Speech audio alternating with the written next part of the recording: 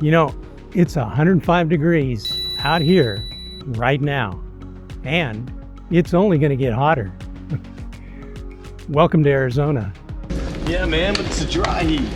You did know that this state is actually closer to the sun than the rest of the planet, right? Grizz and I get up early every morning to get out and get our training in, while it's still relatively cooler.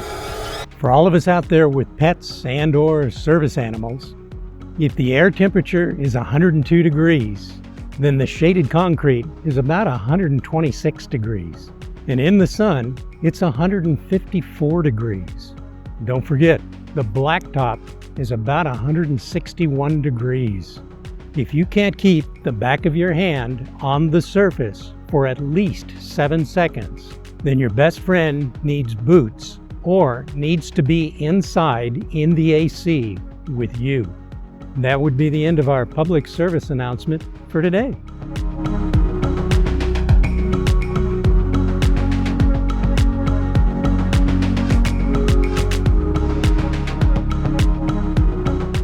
Let's be honest, nobody likes those sneaky hidden costs, unless you're the one collecting them.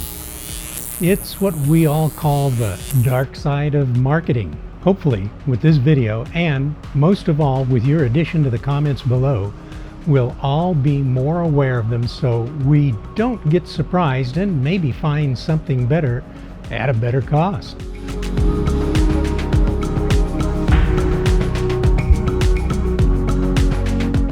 Hey guys, welcome to Our License to Travel.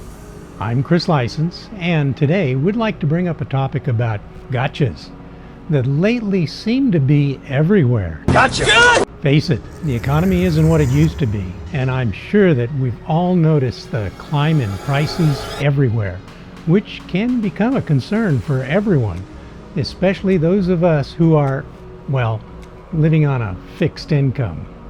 This topic isn't just RV specific, but if you look closely, you can see that it is becoming more predominant than when we first started full-timing about 5 years ago. We'll be focusing more on those sneaky ones that we've noticed here in the RV industry that are just being slipped in under us.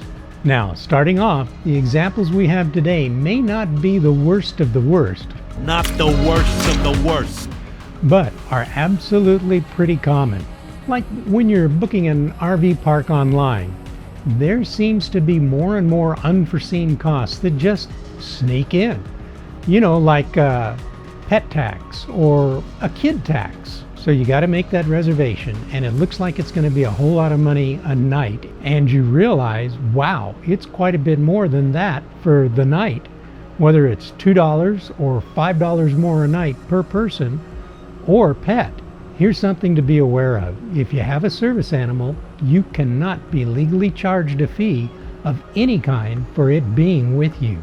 And I mean, we've even seen it up to $10 per night per person.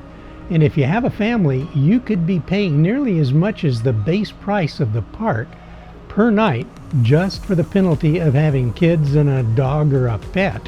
Do you think that if you knew ahead of time that it would be that much in the beginning, would you look for another park? Yep, I think so.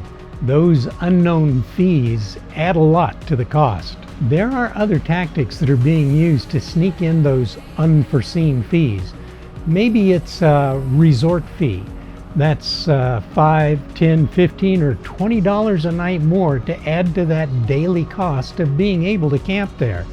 Like it has a golf course associated with it, but we don't play golf. Shelly couldn't, even if she wanted to. She's disabled. Sorry, you still have to pay these fees. No exceptions. Yeah, that bites.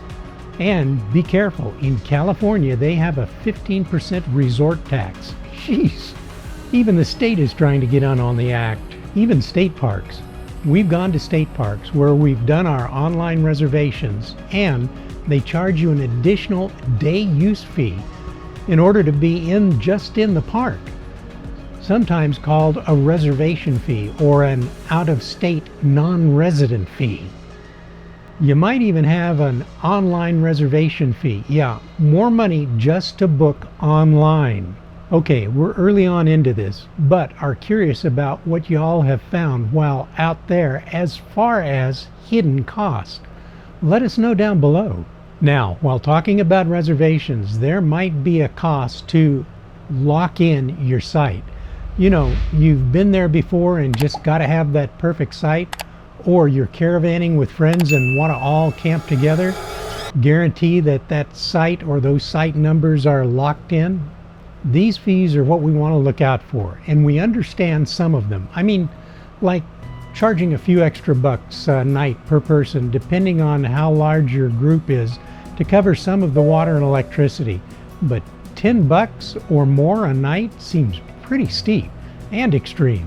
And come on, charging an additional booking fee for booking it online for something that's automated and didn't take anybody else's extra time?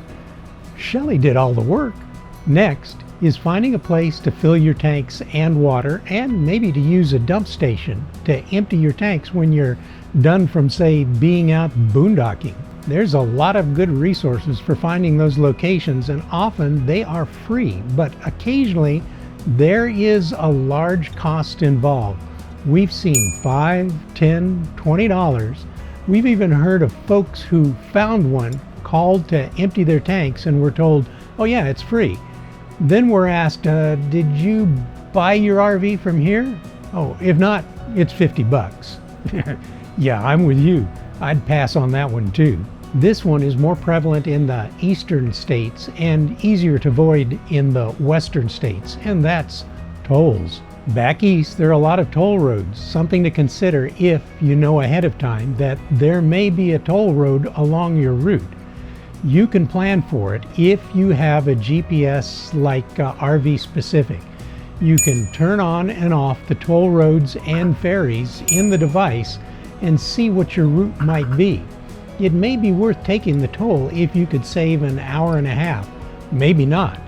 You might take the toll to avoid, say, windy residential streets with sketchy clearances.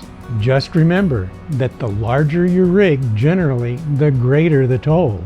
In our world, you know that traveling in an earthquake, that's the RV, your home, you know that things are gonna break. If you are prepared and aware, you'll save yourself some stress. Yes, it is a hidden unknown cost in RVing that you know is gonna happen. You just don't know when it's gonna happen. Those of us who have chosen this lifestyle should know about it.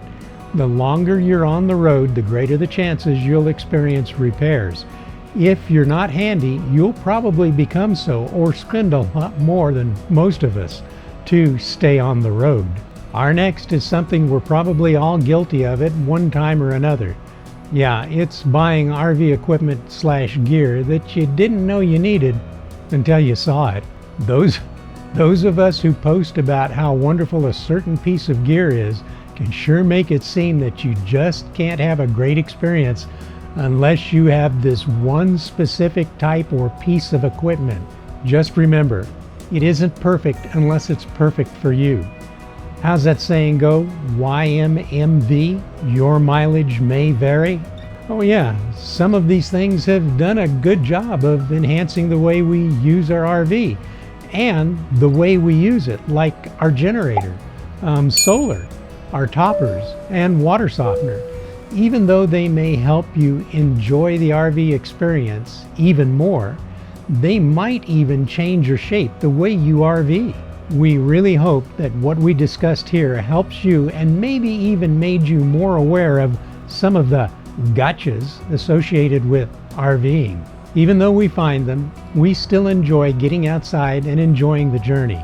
For us, it's the memories we make and share with all of you, family and friends. This should do it for today, and don't forget to leave a comment describing some of the gotchas you found for the rest of us. So if you liked the video, give it a like. That's a thumbs up.